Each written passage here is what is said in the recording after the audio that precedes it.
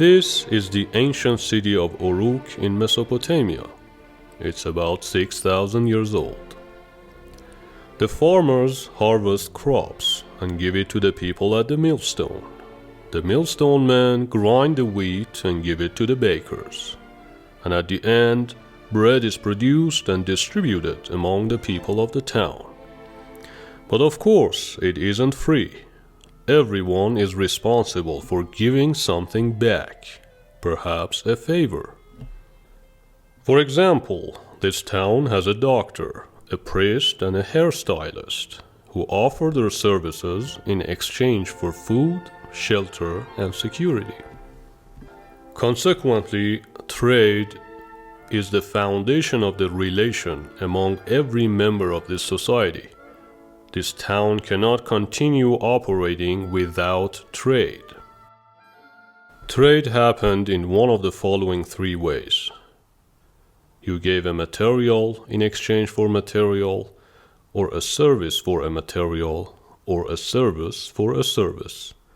Trade is the foundation of Nietzsche's moral philosophy. Now, what happens if someone cannot pay his debt back? On the left, we have a creditor who has lent something, either a material or a service, and he is waiting for the debtor to pay it back. But the debtor is not, either because he cannot afford it or because he is an idiot. It could be the case that the debtor stole from the creditor, and the end result is still the same. There is a debt to be paid for. According to Nietzsche, punishment was the last resort option for the unpaid debt. Observing the person in debt go through the torture was a pleasurable experience, and that pleasure was the compensation for the debt. Now, in ancient Mesopotamia, punishment for stealing and rape was very serious. Several acts of stealing could have resulted in the person's hands or fingers being chopped off. And many of these punishments happened in public places so others could learn. Another common Mesopotamian punishment was being stoned to death. And these punishments happened in other empires as well. For example, in the Roman Empire, there was a punishment called condemnation to beast. The criminal had to fight a lion or a tiger while everybody else was watching. And this is what interested Nietzsche. Why were people so eager to watch these shows?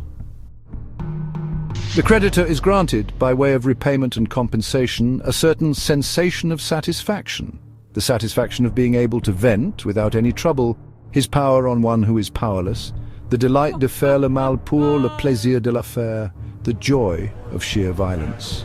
And this joy will be relished in proportion to the lowness and humbleness of the creditor in the social scale. The infliction of suffering produces the highest degree of happiness because the injured party...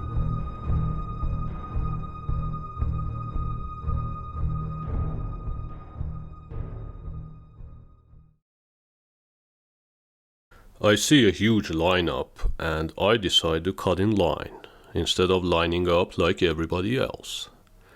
Afterwards, I experience this feeling of guilt because I have placed myself in this condition of debt. While everybody else was respecting everybody else's time, I was not. Therefore, I owe them. I owe them time. Another example. I see a $20 bill on the ground and I pick it up and spend it immediately. But a couple of days later, feelings of guilt overcomes my conscience because I feel that I have not worked for that money. Somebody else did. Therefore, I have placed myself in a position of debt to that person who had worked for the money.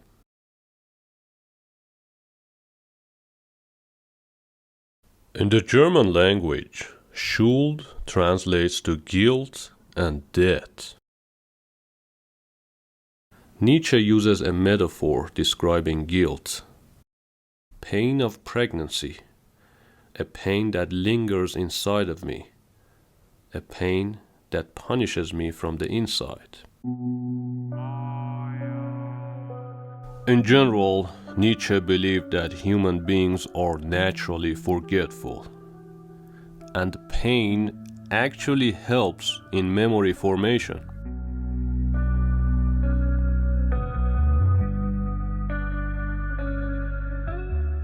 Punishments of the past were responsible for generating this memory, a memory that ingrained itself in the cultures and survived over many generations, eventually giving rise to human conscience.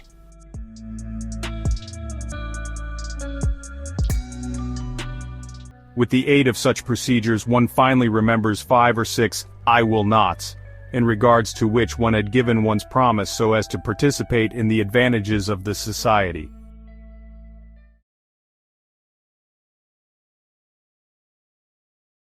We are now fast-forwarding in history.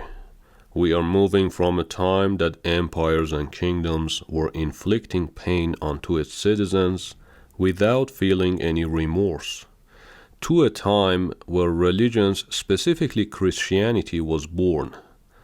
These religions were a lot less violent compared to what came before them. However, they taught the citizens what Nietzsche calls bad conscience. Bad conscience was a tendency to see ourselves as a sinner and deserving of a punishment. So all of a sudden, those animal instincts for aggression and cruelty were directed inwards. In other words, bad conscience was a process of internalization, in which aggressive instincts began expressing themselves towards the self, punishing the self, and that was the beginning of guilt. I take bad conscience to be the deep sickness into which man had to fall under the pressure of the most fundamental of all changes he ever experienced, the change of finding himself enclosed once and for all within the sway of society and peace. Nietzsche divided human social classes into masters and slaves, and each of them have their own traits and characters. But there's one trait that the slaves owned which relate to our discussion, and that is resentment. Unlike the masters that discharged their will to power outwards, the slaves turned their will to power inwards. Therefore, the hostility and cruelty and the joy in attacking and punishing were all turned inward in the form of resentment. So, a master may start a war, but a slave may start resenting. In slave morality, human violence and cruelty manifest in the form of resentment, and then a religion comes and takes that resentment and gives it shape. For example, turning it into guilt and shame. So religion was actually redirecting these aggressive impulses of man to a less harmful path towards oneself. And that was the beginning of bad conscience.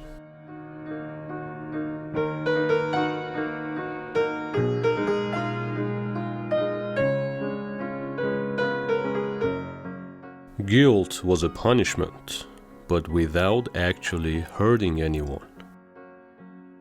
It was a resentment, but without actually hating anyone. It was the safest way this human desire for violence could be unleashed. And in the process, he learned to pay back the debt.